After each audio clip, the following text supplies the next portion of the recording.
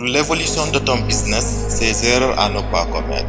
Si tu veux bien comprendre, alors écoute bien jusqu'à la fin et tu changeras ta vie.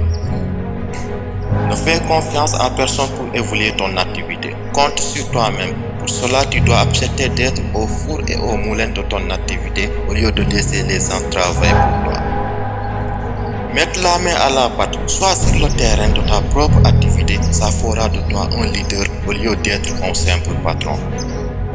Tu peux être ton propre patron et puis tu vas échouer. C'est vrai, tu travailles pour toi-même, mais tu n'as pas droit au repos. Tu viens avant les employés, tu pars après les employés.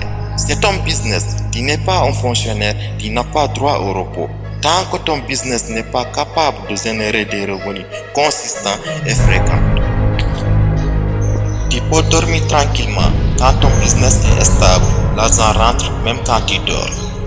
Et souviens-toi ça, mets tes employés en position de patron. Ne leur montre pas que tu es le patron, car ils le savent déjà.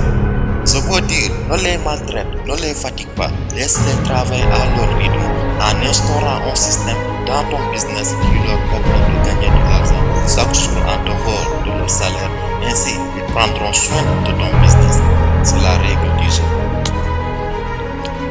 Quand tu ouvres ton entreprise et puis ça génère de l'argent, ne dis pas c'est mon argent, alors je vais bouffer tout.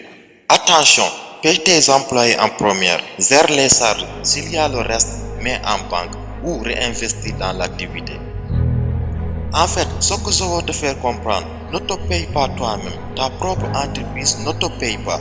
Ne bouffe pas les bénéfices, réinvestis dans l'activité et donne-toi un an, un moment viendra, par exemple 500 000 francs par mois, tu passeras à 5 millions. Juste un exemple, là tu peux te payer maintenant, car tu as été patient en mettant tes employés à l'aise et en réinvestissant dans l'activité. Ce que tu devrais bouffer, voici comment on entreprendre.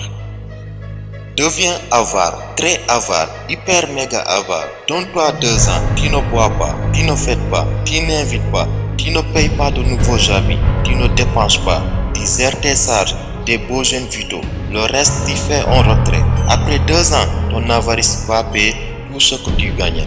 Tu économises ton activité, grimpera tes économies, t'aideront à gravir les échelons.